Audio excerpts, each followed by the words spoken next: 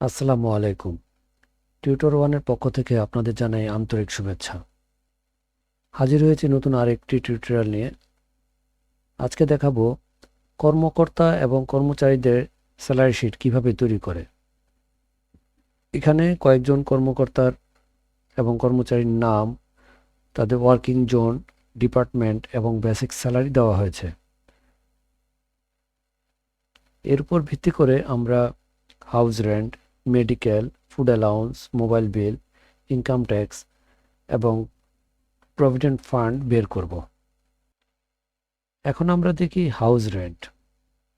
House রেন্টের ক্ষেত্রে কিছু শর্ত দেওয়া আছে, যে বেসিক যদি 20,000 টাকার কম হয় তাহলে হাউস রেন্ট হবে 45%, যদি 20,000 থেকে 40,000 টাকার মধ্যে হয় তাহলে 50%, এবং 40,000-এর বেশি হলে 55%।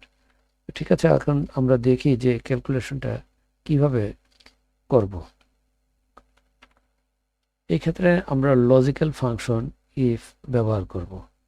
আমরা কমান্ড দিব এইভাবে যে is equal to if bracket, এখানে আমরা গঠন দেখছি যে logical test comma value if true comma value if false. অর্থাৎ প্রথমে আমরা কন্ডিশনটা দিব। কন্ডিশনটা হচ্ছে যে বেসিক ইজ স্মলার দেন 20,000। যদি এটা ট্রু হয় তাহলে আমরা বলবো যে তুমি বেসিক অর্থাৎ G6 এর 45% এই ক্যালকুলেশনটা করো, কমা যদি এটা ট্রু না হয় তাহলে আমরা আবার পাঠাবো, যেহেতু দ্বিতীয় শর্তে একটা বাইন্ডিংস দেওয়া আছে। এক্ষেত্রে আমরা আবার বলবো যে দেখো তুমি ইফ ব্র্যাকেট, আবার আমরা কন্ডিশন দেখি যে G6 is smaller than or is equal two 40,000। আমরা এখানে ইজ ইকুয়াল টু দিলাম কি কারণে, যেহেতু তার পরের শর্তে বলা হয়েছে 40,000 টাকার বেশি, এখানে 40,000-কে বলা হয় নাই। এই কারণে আমরা এই দ্বিতীয় শর্তের মধ্যেই 40,000 এই সংখ্যাটাকে যুক্ত করে নিলাম ইজ ইকুয়াল টুর মাধ্যমে। ঠিক আছে, এখন আমরা এরপর দিই কমা, ট্রু হলে কি হবে, ট্রু হলে হবে 50%। অর্থাৎ কম্পিউটারকে বলবো যে তুমি G6 এর 50% এই ক্যালকুলেশনটা করো, কমা যদি এটাও ট্রু না হয় তাহলে নিশ্চয়ই তার বেসিক 40,000-এর বেশি। এক্ষেত্রে আমরা দেখি শর্তে কি বলছে, যে 40,000-এর বেশি হলে 55%। যেহেতু এরপরে আর কোনো শর্ত নাই, তাহলে আমরা কম্পিউটারকে বলি যে তুমি যদি এটাও ট্রু না হয় তাহলে তোমার আর খোঁজার প্রয়োজন নাই, তুমি বেসিকের 55% তুমি এই ক্যালকুলেশনটা এখানে করো, অর্থাৎ G6 এর 55%। এখন আমরা যে ইফগুলি ওপেন করছি এখানে 1 এবং 2, এই ইফগুলি এখন আমরা ক্লোজ করব, 1 এবং 2। এন্টার দিলেই আমরা ফলাফল পাচ্ছি এখানে 14,000। আমরা যদি দেখতে চাই যে আমরা যে ফর্মুলাটা এখানে দিলাম যেটা সঠিক আছে কি না, তো এই ক্ষেত্রে যাচাই করার জন্য আমরা বেসিক স্যালারি এখন 28,000 দেওয়া আছে, শর্ত অনুযায়ী এটা 50% অর্থাৎ 14,000। আমরা যদি এই বেসিকটাকে দিই 10,000 তাহলে শর্ত অনুযায়ী এটা 45% অর্থাৎ 4,500। আমরা যদি এটাকে দিই 50,000 তাহলে শর্ত অনুযায়ী এটা 55% অর্থাৎ 27,500। তাহলে আমরা দেখলাম যে আমাদের এই ফর্মুলাটা সঠিক আছে।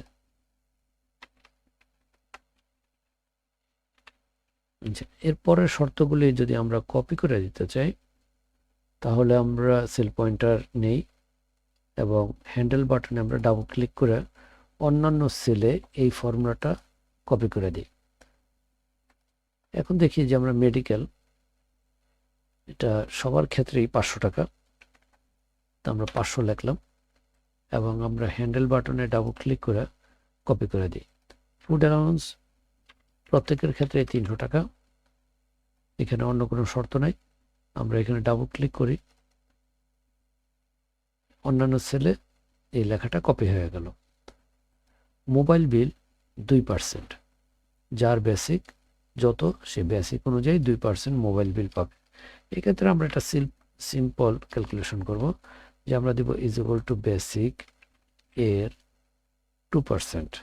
আমরা এখানে লিখে দিলাম যে 2%, এন্টার।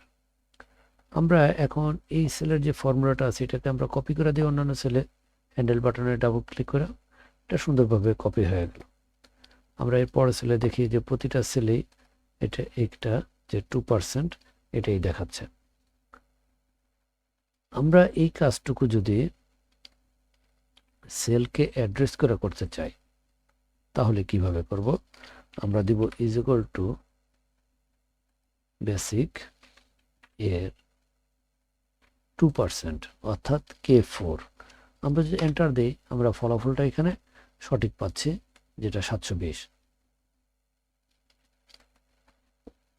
আমরা যদি এই সেলের ফর্মুলাটাকে অন্যান্য সেলগুলিতেও আগের মতোই কপি করে দিতে চাই তাহলে আমরা হ্যান্ডেল বাটনে ডাবল ক্লিক করি এবং এই ক্ষেত্রে দেখি যে একটা প্রবলেম এখানে ক্রিয়েট হয়েছে, যে এরপরে সেলে ভ্যালু, তারপরে হ্যাশ চিহ্ন ইত্যাদি ইত্যাদি।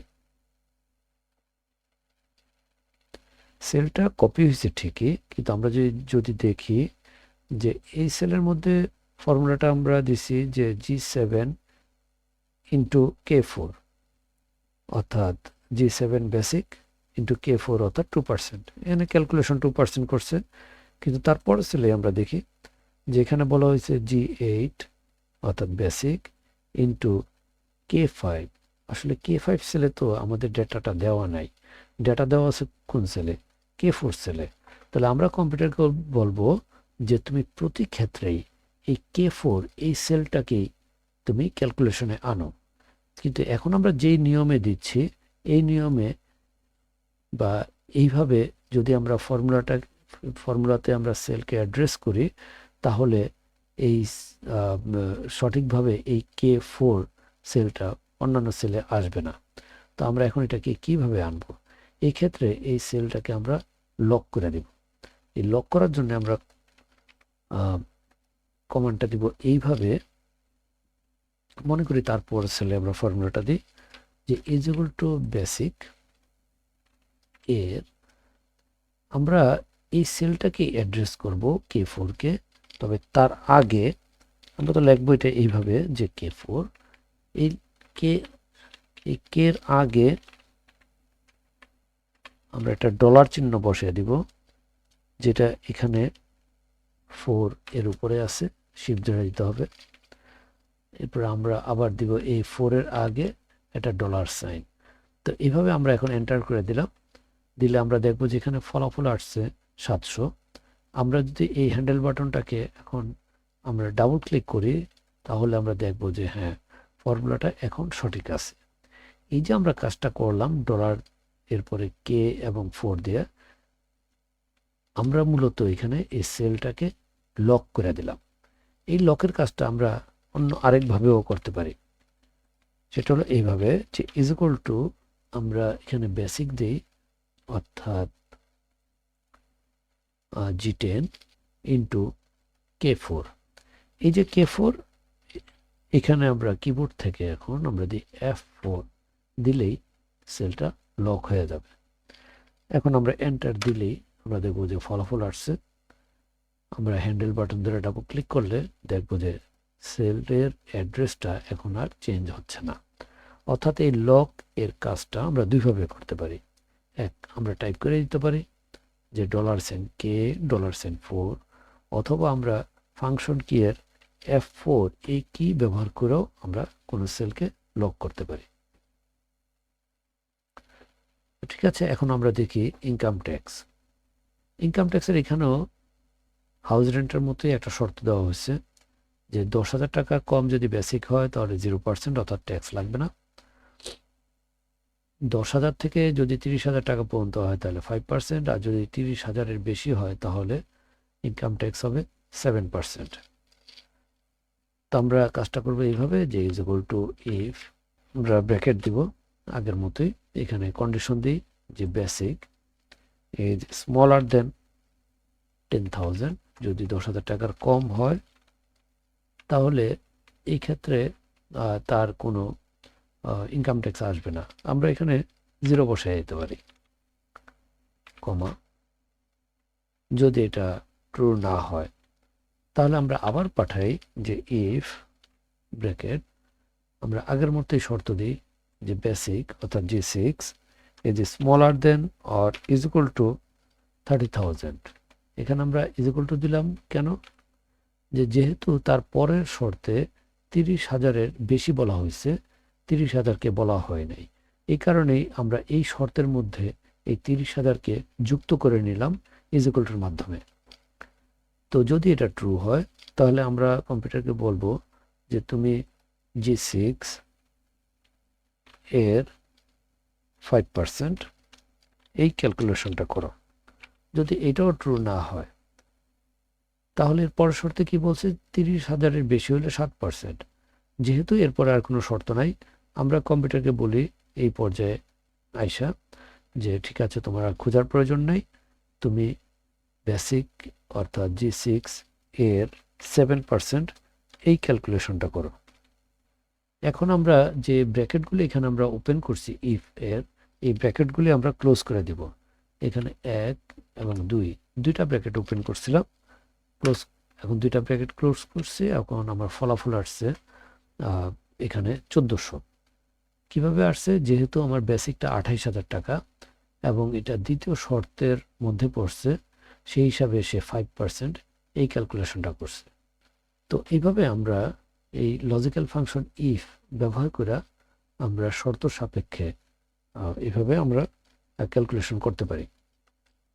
আমরা এই ক্যালকুলেশনটা আরেকটা লজিক্যাল ফাংশন ইফস অর্থাৎ IFS এর মাধ্যমেও করতে পারি। এই ক্ষেত্রে আমরা কমান্ড দিব এইভাবে যে ইকুয়াল টু IFS, আমরা ব্র্যাকেট দিই। ব্র্যাকেট দেওয়ার সাথে সাথে এর গঠনটা চলে আসছে যে logical test comma value if true comma dot dot দেওয়া। অর্থাৎ প্রতিটা ক্ষেত্রেই আমাকে প্রথমে লজিক্যাল টেস্ট অর্থাৎ শর্ত মানে যেটা কন্ডিশন কমা ট্রু এইভাবে পর্যায়ক্রমে আমাকে দেওয়া যেতে হবে। অর্থাৎ এখানে ফলস এই পার্টটা নাই। তো ঠিক আছে, এখন আমরা এই গঠন অনুযায়ী আমরা ক্যালকুলেশনটা করি। তা আমরা প্রথমে দিব বেসিক ইজ স্মলার দেন 10,000।